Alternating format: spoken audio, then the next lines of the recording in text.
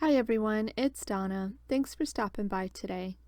I have a video to share with you featuring Cards for Kindness stamp set by scrapbook.com. This is a great stamp set that features a variety of encouraging and caring sentiments. It comes in various sizes to help you create handmade cards and share them with people in need of an emotional boost or a smile. As you can see on screen, the sentiments are really sweet to help brighten someone's day.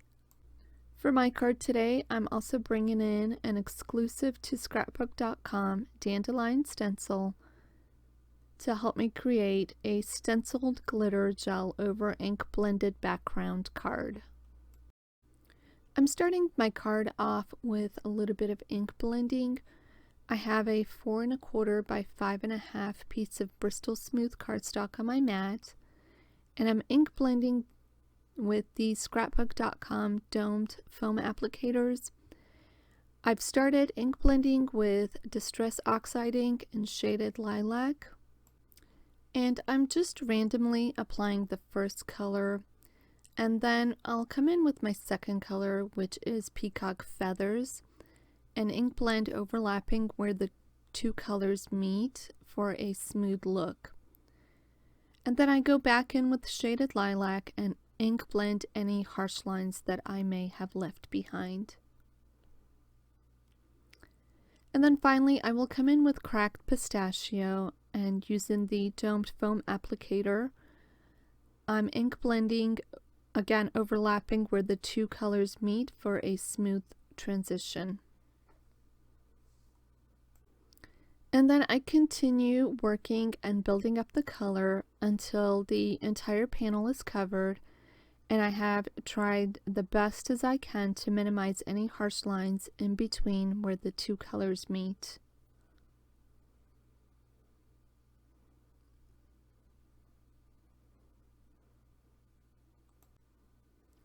Once I'm happy with the way my panel is looking, I've sprayed a little bit of water from a distress sprayer, and then using a clean paper towel to blot up the droplets to give this panel some texture. I did let the panel dry for a little bit, and then I'm doing all of the die cutting. I'm using the scrapbook.com exclusive nested rectangles die and the circles die.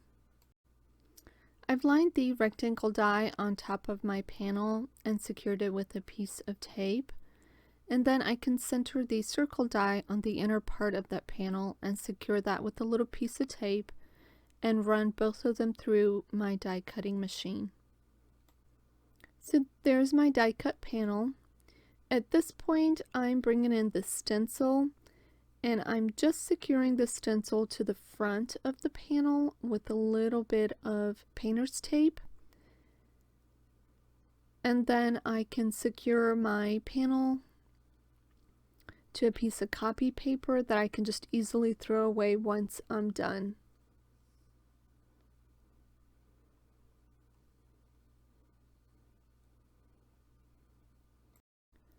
I'm coming in with this new product by Ranger Ink. This is the Stickles Glitter Gel in Moon Dust. It is a clear gel with glitter particles mixed in that works fantastically with stencils. Because it's clear, the color underneath comes through and just adds enough sparkle over the stenciled design. I'm using a palette knife and adding the glitter gel over my panel as evenly as I possibly can. Once I have that done, I'm removing the stencil, and there's a look at my background.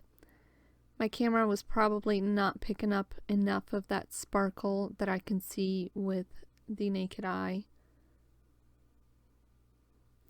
You do want to clean off your palette knife and your stencil very quickly with some soapy water in order to avoid the product drying on the stencil. I'm going to work on the sentiment next, and I have a top folding A2 size card base.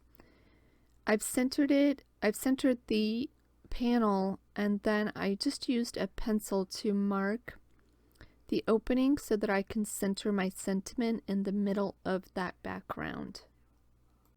For this card, I chose the large Hello sentiment, and I've placed the card base inside the MISTI. I've also treated the panel with anti-static powder, and I'm stamping out the sentiment using VersaFine Onyx Black ink. And then I will use Clair embossing powder to heat set the sentiment.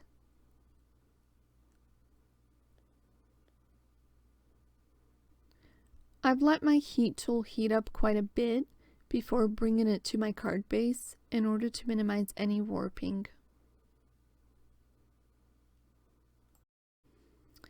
I also thought this card needed a couple of more color elements around the sentiment, and so I'm taking one of the small heart stamps in the set, and I'm stamping them out using the same colors of Distress Oxide ink that I ink blended with earlier. Once I had the images stamped out, I'm going to add Clair embossing powder and heat set it with my heat tool. And then finally, I am ready to put this card together. I have the Scrapbook.com double-sided 1/4 inch foam adhesive, which will fit perfectly around that circle opening without having to cut the adhesive into thin strips. I'm adding foam tape across the entire panel and then just pressed it into place on top of my card base. This stamp set is part of the Scrapbook.com global initiative to get handmade cards to people who are in need of an emotional boost. They're organizing and distributing the donated cards to hospital, crisis centers, Cancer Foundation, retirement homes, and other organizations. If you're interested in finding out how you can help, I will leave a link to their website where you can find all of that information. As always, thank you so much for watching, and I will see you next time.